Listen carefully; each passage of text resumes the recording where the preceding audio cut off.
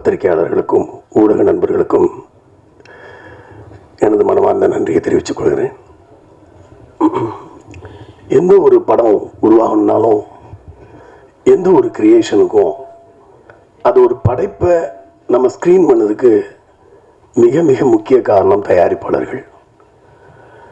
அந்த விதத்தில் இந்த படத்தை இவ்வளவு சிறப்பாக எடுப்பதற்கு உறுதுணையாக இருந்து எங்களை படத்தை நல்லபடியாக எடுத்து முடிக்க உதவிய தயாரிப்பாளர்களுக்கு என்னுடைய மனமார்ந்த நன்றியை முதல்ல தெரிவிச்சுக்கிறேன்.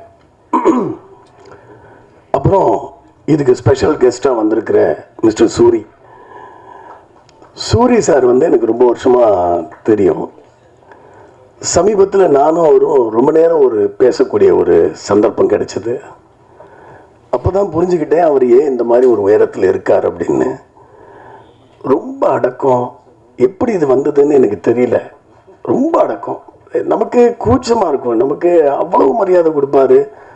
வாசம் வரைக்கும் அவர் இருக்கிற இடத்த பார்க்கும்போது இப்போ நான் அந்த இடத்துல இல்லை அவ்வளோ லெவலில் இருந்தாலும் வாசல் கார் ஏற்றி விடுற அளவுக்கு ஒரு மரியாதை கொடுக்கக்கூடிய நபர்.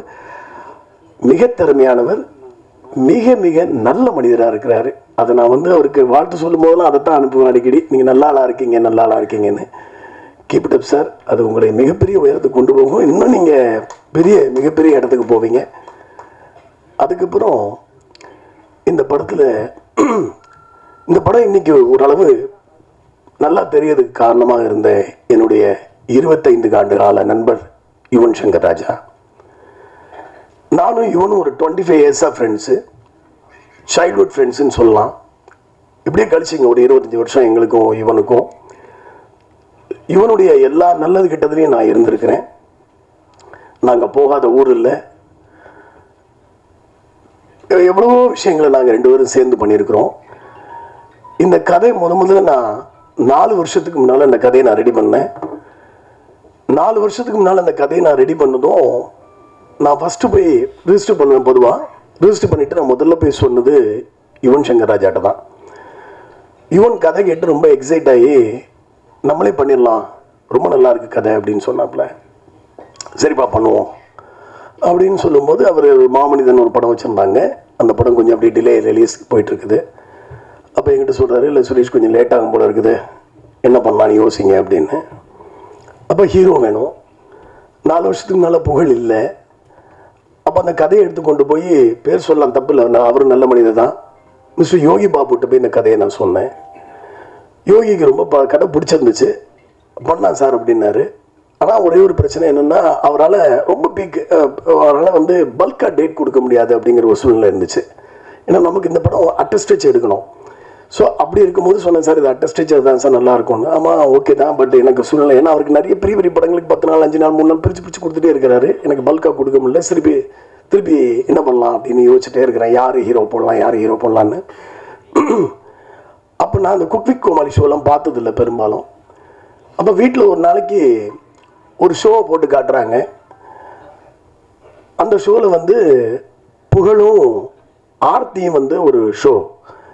அந்த ஷோவில் விவேக் சாருடைய ஆங்கர். அது விவேக் சாரும் மிர்ச்சி சிவான்னு நினைக்கிறேன், இல்லை எல்ஓஎல் அது பேர். அந்த ஷோவை நான் பார்க்கும்போது என்னுடைய மனைவி சொல்கிறாங்க, இந்த இவரை பாருங்கள், உங்கள் கதைக்கு எப்படி இருப்பாருன்னு சொல்லிட்டு பர்டிகுலராக நிப்பாட்டி என்கிட்ட போட்டு காட்டுறாங்க. நான் புகழும் ஆர்த்தியும் டயலாக் பேசாமையே 2 பேரும் ஒரு சின்ன ஒரு போர்ஷன் நடிச்சிருப்பாங்க. அஸ் எ கிரியேட்டராக நான் யோசிச்சு பார்க்குறேன், இது பிரமாதமாக இந்த பையன் பண்ணுறானேன்னு சொல்லிட்டு. இப்போ யார் என்னன்னு எங்கள் வீட்டிலலாம் சொல்கிறாங்க, இவர் பேர் புகழ், இவர் குக் வித் கோமாளி ஷோவில் நிறைய காமெடிலாம் பண்ணுறாரு, ரொம்ப பேரும் புகழுமாக இருக்கிறாரு அப்படின்ட்டு. அப்போ நண்பர் மூலமாக புகழை வர சொல்லி போரூரில் ஒரு டீ கடையில் உட்காந்து கதையை சொல்கிறேன். நான் கதையை சொல்லிட்டு சொல்கிறேன், 2 விஷயத்தை நான் கன்ஃபார்ம் பண்ணுறேன். ஈவன் இந்த படத்துக்கு உண்மையான புலியை வச்சு எடுக்கிறேன். அடுத்து யுவன் சங்கர் ராஜா மியூசிக் அப்படின்னு சொன்னது ரொம்ப எக்ஸைட் ஆகிட்டாப்புல. என்னென்ன உண்மையிலே யுவன் சங்கர் ராஜா மியூசிக்னு அந்த கதை சொல்லி 1 வருஷம் நான் சில ப்ரொடக்ஷனில் பேசுவேன், சொல்லுவாங்க, ஏன்னா நீங்கள் கொஞ்ச நாள் கழித்து படம் பண்ணுறீங்க, இன்னும் ஒரு பெரிய ஹீரோவை பாருங்கள், அவர் நியூ கமரு, எப்படி நீங்கள் ட்ரை பண்ணுவீங்க. இல்லை எனக்கு அவர் கேரக்டர் கரெக்டாக இருப்பார், என் மைண்டில் ஓடிட்டே இருக்குது. அப்போ மிஸ்டர் ஜோன்ஸை ஒரு சந்தர்ப்பத்தில் தயாரிப்பாளர் அவரை மீட் பண்ணுறேன். ஒரு நண்பர் மூலமாக. அப்போ அவர்கிட்ட கதை சொல்கிறேன். கதை சொல்லி யாருங்க ஹீரோ அப்படின்னு கேட்டார். நான் புகழ் ஹீரோ அப்படின்னேன். ஓகே சார் ப்ரொசீட் பண்ணலாம் அப்படின்னாரு. அவருக்கு ஸ்பெஷல் தேங்க்ஸ் இந்த நேரத்தில் சொல்ல கடமைப்பட்டிருக்கேன் நான். அதுக்கப்புறம் புகழ் பற்றி பேசணுன்னா, இஸ் வெரி டெடிக்கேட்டட் ஆர்டிஸ்ட். ரொம்ப ரொம்ப டெடிக்கேஷன். வந்து அந்த கேரக்டர் வந்து இவர் கொஞ்சம் வந்து விவரம் தெரியாதவராக நடிக்கணும் அந்த படத்தில். அதுக்கு சில ரெஃபரன்ஸ் படங்களெல்லாம் கொடுத்து இந்த படத்தெல்லாம் கொஞ்சம் நீங்கள் ஃபாலோ. ஏன்னா ஃபஸ்ட் படம் பண்ணுறாரு. ஏன்னா ஒரு படத்தை வந்து ஒரு ஹீரோவாக ஒரு படத்தை வந்து 2 மணி நேரம் தூக்கி எடுத்து கொண்டு போகுதுங்கிறது சாதாரண விஷயமே கிடையாது. அப்படி இருக்கும்போது ஏதாவது பிரச்சனையா? ஒன்றும் இல்லை. யார்? ஸோ ஒரு ஹீரோவாக 2 மணி நேரம் ஒரு படத்தை எடுத்து கொண்டு போகுதுங்கிறது சாதாரண வேலை கிடையாது. அப்போ அதுக்கு அவருக்கு சில ரெஃபரன்ஸ் கொடுத்து இந்த இவங்க உங்கள் முன்னாடி நடித்த பெரிய ஆர்டிஸ்டோட படத்தை காமிச்சு இந்த படங்களை பாருங்கள், இந்த கேரக்டரை கொஞ்சம் உள்வாங்கிக்கங்க, அப்புறம் நீங்கள் உங்களுடைய ஸ்டைலில் நீங்கள் இதை ப்ரெசென்ட் பண்ணுங்கன்னு சொன்னேன்.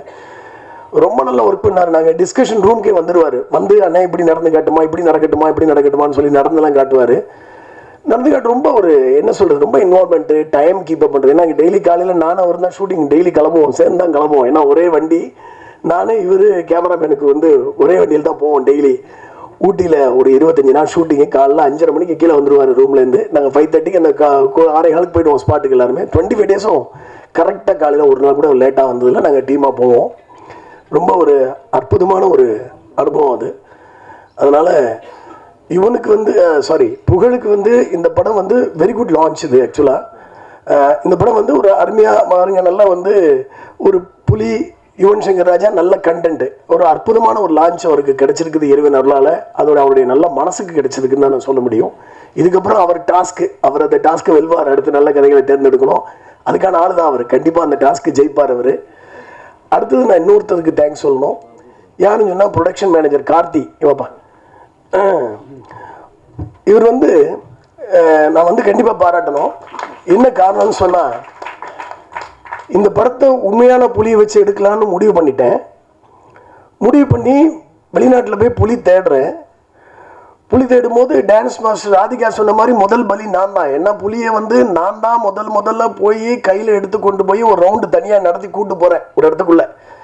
இவர் கூட வீடியோ எடுத்து எங்கள் வீட்டுக்கு போட்டு என் ஒய்ஃபெலாம் நைட்டு திட்டினாங்க. இவருமே சொன்னாங்க செய்யாதீங்க, ரிஸ்க்குன்னு. ஏன்னா புலியை தனியாக எடுத்து கொண்டு போய் நடந்து போகிறேன். அவ்வளோ பெரிய புலி. அதை நீங்கள் சொல்கிறது ஈஸி. அது உங்களுக்கு 10 ஸ்டெப் நடக்கும்போதே பயம் வந்துடும். திரும்பிச்சுன்னா வேறு மாதிரி ஆகிடும்.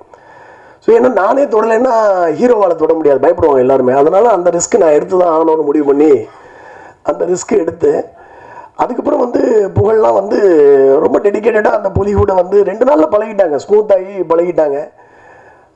அதுக்கப்புறம் கார்த்தி வந்து சில இடங்களில் போய் நான் வந்து வீடியோ எடுத்து பார்ப்பேன். அப்போ வந்து கார்த்தியை வந்து புலி கூட்டுக்குள்ளே அனுப்புவேன். நான் ஆக்சுவலாக அவருக்கு கொஞ்சம் கால் முடியாது அவருக்கு. நான் கூட சில சமயங்கள் இருந்து நினச்சி பார்ப்பேன், நம்ம இதை செய்கிறோமே அப்படின்னு.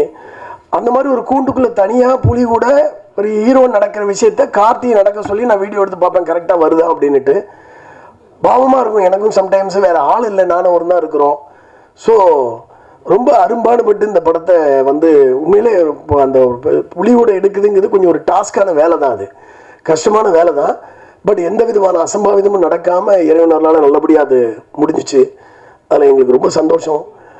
அடுத்தது படத்துடைய ஹீரோயின் ஷெரினுக்கு நான் வந்து டெலிஃபோனில் கதை சொன்னேன். கதை சொல்லி இதம்மா கேரக்டர் அப்படின்னு சொன்னேன். அந்த கேரக்டர் அந்த பொண்ணுக்கு ரொம்ப பிடிச்சிருந்துச்சு. யார் ஹீரோ அப்படின்னு கேட்டாங்க. புகழ்னு சொன்னேன். ஹூ இஸ் புகழ் அப்படின்னு கேட்டாங்க. இந்த மாதிரி குக் வித் கோமாளி ஷோவெல்லாம் பாருமா அப்படின்னு சொன்னேன். அவங்க பார்த்தாங்க.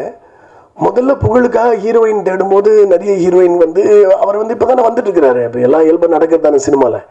அப்போ யாரும் பெருசாக கமிட் ஆக விரும்பலை. ஆனால் புகழ் வந்து கேரக்டர் கேட்டுட்டு அதுக்கு பிறகு முன்னால் சந்தானம் சார் கூட நடிச்சிருக்காங்க, வேறு படங்கள்லாம் நடித்து அவங்க ஆல்ரெடி எஸ்டாப்ளிஷ்டு. அப்படி இருக்கும்போது கூட அவங்க வந்து உடனே புகழ் கூட நடிக்கிறேன், ஓகே கண்டென்ட் நல்லா இருக்குது, ஸ்கிரிப்ட் நல்லா இருக்குது, எனக்கு போர்ஷன் நல்லா இருக்குன்னு சொல்லிட்டு நடிக்கிறதுக்கு வந்தாங்க. அதனால் அதுக்கப்புறம் அவங்களுக்கு லக்கிலி அடுத்தது பார்த்தீங்கன்னா அமீர் சார் படம் இப்போ நல்ல நல்ல ப்ராஜெக்ட்ஸாக இப்போ சைன் பண்ணியிருக்காங்க. அமீர் சார் படத்தை நான் தான் சொல்லிவிட்டேன். வீடியோ காமிச்ச நாளைக்கு யுவன் சங்கர் ராஜா ஸ்டுடியோவில் அமீர் பார்த்தா அமீர்கிட்ட பேசிகிட்டு இருக்கும்போது என்ன பண்ணிட்டு இருக்கீங்க கேட்டார். இந்த மாதிரி படம் யார் ஹீரோயின் கேட்டார்னு. பாருங்க சாங் காமிச்சேன். சாங் பார்த்ததுமே நம்பர் இருக்கான்னு கேட்டார். இப்போ ராதிகா நம்பர் கொடுத்து பேச சொல்லி அவங்க கமிட் ஆகி இப்போ அமீர் படத்தில் பண்ணிகிட்டு இருக்காங்க. அடுத்தது கேமராமேன் தன்வீர். அவர் மிஷ்கின் படம் பண்ணார். மிஸ்கின் படம் வந்து சைக்கோ இல்லை, சைக்கோ படம் பண்ணி முடிச்சிருந்தாரு. அப்புறம் ஷமிதா படம் இவர் நம்ம Dhanush sir and Amitabh Bachchan sir படத்தில் அவர் தான் வந்து ஆப்ரேட்டிவ் கேமராமேன் ஒர்க் பண்ணியிருந்தார். கிட்டத்தட்ட அவர் கேமராமேன் மாதிரி பண்ணியிருந்தார். அவருடைய ஒர்க் எனக்கு பிடிச்சிருந்துச்சு. ஸோ தன்வீர் வந்து ஆக்சுவலாக அவர் இவர் காஷ்மீரி அவர். ஸோ காஷ்மீர்லேருந்து வருவார் படப்பிடிப்புக்கு வந்து இங்கே வந்து எங்கள் கூட ஊட்டியிலேருந்து வந்து நல்லா கோஆப்ரேட் பண்ணி படத்தை எடுத்து கொடுத்தாரு. அதுக்கு அவருக்கு என்னுடைய தேங்க்ஸ் சொல்லிக்கிறேன். எடிட்டர் அசீப் என்னுடைய நீண்ட காலமாக என் கூட ட்ராவல் பண்ணுறாரு, அவருக்கும் நான் வந்து ரொம்ப தேங்க்ஸ் சொல்லிக்கிறேன். அடுத்தது முத்துக்காலை சார். முத்துக்காலை என்னுடைய வேலை படத்தை பற்றி சொன்னார். வேலை படத்தில் வந்து ஸ்டண்ட் சிவா வந்து மாஸ்டரு, ஸ்டண்ட் சிவாக்கு அசிஸ்டண்ட்டாக வந்து முத்துக்காலை வந்து ரோப்பெல்லாம் கட்டிகிட்டு இருப்பார். அப்போருந்து முத்துக்காலை எனக்கு தெரியும். அப்போ முத்துக்காலை என்கிட்ட அவர் தான் சொன்னார், உங்கள் படத்தில் நான் வந்து ரோப்பெல்லாம் கட்டினேன் அப்படின்னாரு. ரொம்ப சந்தோஷம். நான் ஆக்சுவலாக கதை எழுதும் போதே இந்த கதாபாத்திரத்துக்கு இவங்க வேணும்னு எழுதுறது என்னுடைய பழக்கம். ஷெரின் வந்து உண்மையிலே தமிழ் கிடையாது, அதனால அவங்க தமிழ் டைலாக்லாம் அழகாக தங்கிலீஷில் எழுதி வச்சுக்கிட்டு, ஏன்னா எனக்கு டைலாக்கை மாற்றினா பிடிக்காது. ஏன்னா நான் வந்து எதுக்கு எழுதுகிறோம், அதுக்கு தான் நம்ம எழுதுகிறோம். அதனால் அதை பெர்ஃபெக்டாக பேசணும்னு நினைப்பேன். அவங்க அதை பெர்ஃபெக்டாக எடுத்துகிட்டு வந்துட்டு அந்த ரியாக்ஷனோடு அவங்க நடித்து கொடுத்தாங்க. விஜய் சியோன் அவர் வந்து எனக்கு வந்து ஒரு வில்லன் வேணும். அந்த வில்லன் வந்து எனக்கு வந்து படம் ஒரு பெரிய இந்த மாதிரியான படம் இல்லை, ஆக்ஷன் பேக்கடு படம் கிடையாதுல்ல, அதனால் ஆனால் பயம் வரணும் அப்படின்னு ஒரு கேரக்டர் அது. அப்போ விஜய் வர சொல்லி டெஸ்ட் எடுத்து பார்த்துட்டு கொஞ்ச நாளைக்கு அவர் நடிப்பு பயிற்சி கூட அனுப்பிச்சி விட்டோம். நாங்கள் அவர் போயிட்டு நான் நடிச்சுட்டு தான் இருந்தாலும் போயிட்டு வாங்கன்னு ஒரு 15 நாள் போய் கிளாஸுக்கு போயிட்டு வந்து சொன்னார். நானே இந்த மாதிரி பண்ணிட்டேன்னாரு. பட் ரொம்ப நல்லா ட்ரெமெண்டஸாக ஒர்க் பண்ணி கொடுத்தாரு எங்களுக்கு. அவருக்கும் என்னுடைய நன்றியை தெரிவிச்சுக்கிறேன். Stunt master, my dear friend, ரொம்ப அமேசிங். அந்த கிளைமாக்ஸில் அடிக்கிறதுலாம் பார்த்தீங்கன்னா அந்தளவுக்கு லைஃபாக எடுத்து கொடுத்தாரு. ஆக்சுவலாக வந்து ஒரு காட்டுக்குள்ளே ஒரு சேஸ் ஒன்று எடுத்தோம், அதெல்லாம் ரொம்ப பிரமாதமாக ஒரு ஷார்ட் டைமில் ரொம்ப அற்புதமாக ஒர்க் பண்ணி கொடுத்தாரு. அவருக்கு என்னுடைய ஸ்பெஷல் தேங்க்ஸ் நான் அந்த தமிழத்தில் தெரிவிச்சுக்கிறேன். அடுத்தது டான்ஸ் மாஸ்டர். பேங்காக்கில் நைட்டு பட்டையால் வந்து ராத்திரி எல்லோரும் ஊர் சுற்றுவாங்க. ஆனால் நாங்கள் என்ன பண்ணோம்னா நைட்டு 12 மணிக்கு மேலே வந்து புகழையும் சரின்னு கூப்பிட்டு வந்து டான்ஸ் ரிஹர்சல் கொடுப்போம். நைட்டு ஹோட்டல் லாபியில் வச்சு ரிஹர்சல் நடந்துகிட்ருக்கோம். பாவம் அந்த அம்மா தூங்க மாட்டோம், 12 மணிக்கு வாங்கன்னு சொல்லி டான்ஸ் ஆடுங்க, ரிஹர்சல் என்ன பண்ண போகிறீங்க கேட்டே இருப்போம். அதை வந்து அவங்க சிறப்பாக பண்ணி கொடுத்தாங்க. வேறு யாரையும் விட்டுருக்காங்கன்னா தெரியல, வேறு யாரும் நான் விட்டு producers mister Rajaratnam and mister ஜெப ஜோன்ஸ், அவங்களுக்கு என்னுடைய மனமார்ந்த நன்றி இந்த நேரத்தில் நான் தெரிவிக்க கடமைப்பட்டிருக்கேன். PR1 நிகில் முருகன், என்னுடைய 25 ஆண்டுகள் நம்பர். ஆமாம், இவனு நானும் மாதிரி நானும் என்னுடைய பெஸ்ட் ஃப்ரெண்டு. அவருக்கு இந்த நேரத்தில் நான் நன்றியை கடமைப்பட்டிருக்கேன். படம் ஒரு ஃபீல் குட் மூவி, எந்த ஆபாசமும் இல்லாத ஒரு படம், எந்த வல்கர் டைலாக்ஸும் கிடையாது, ஃபேமிலியோட என்டர்டெயின்டாக ஒரு மனசுக்கு அட்டாச் ஆகக்கூடிய ஒரு கதையை இந்த படத்தில் வந்து நம்ம ப்ரெசென்ட் பண்ணியிருக்கோம். இது உங்கள் எல்லாருக்கும் ரொம்ப பிடிக்கும் நம்புகிறேன். சொல்ல மறந்துட்டேன், மிஸ்டர் அட்வொகேட் கார்த்திக் சார் சொல்ல மறந்துட்டேன். அவர் வந்து நிறைய இந்த படத்துக்கு ஸ்ட்ரகிள் இருந்தது, அதெல்லாம் வந்து அவர் கூட இருந்து ஹெல்ப் பண்ணி இதுக்கு வந்து இந்த ஸ்டேஜ் கொண்டுறதுக்கு அவரும் உறுதுணையாக இருந்திருக்கிறாரு. அவருக்கும் நான் வந்து நன்றி சொல்ல கடமைப்பட்டிருக்கேன். ராதிகா ப்ராஜெக்ட் கோஆர்டினேட்டர், அவங்களுக்கும் வந்து நான் தேங்க்ஸ் சொல்ல கடமைப்பட்டிருக்கேன். அதுக்கடுத்தது என்னுடைய அசிஸ்டன்ட் டைரக்டர்ஸு, அவங்களுக்கும் என்னுடைய நன்றியை நான் தெரிவிச்சுக்கிறேன். அப்புறம் வந்து costumer, makeup man, hair dresser, அதுக்கப்புறம் வந்து ஆர்ட் டைரக்டர், டிசைனர் சசி, எல்லாருக்கும் என்னுடைய நன்றியை நான் இந்த நேரத்தில் தெரிவிச்சுக்க கடமைப்பட்டிருக்கேன். Special thanks to mister Suri, once again special thanks. அவர் வந்து ஒரு அற்புதமான மனிதர். அவருக்கு நீங்கள் ஸ்பெஷல் ஒரு கைதட்டு கொடுக்கணும். ஏன்னா அவர் வந்து அவரை பார்க்க ஒரு எனர்ஜி வர மாதிரி ஒரு ஆளாக இருக்கிறார். அவர் கூடலாம் பணியாற்றணும்னு ஆசை. அது சந்தர்ப்பம் கடவுள் கொடுக்கும்போது நடக்கும்னு நினைக்கிறேன். ரொம்ப நன்றி. எல்லாம் தியேட்டரில் வந்து படத்தை பாருங்கள். படம் ரொம்ப நல்லா வந்திருக்கு. மாபெரும் வெற்றியாக அடையும் என்று நான் வந்து இறைவனை வேண்டிக்கிறேன். நன்றி, வணக்கம்.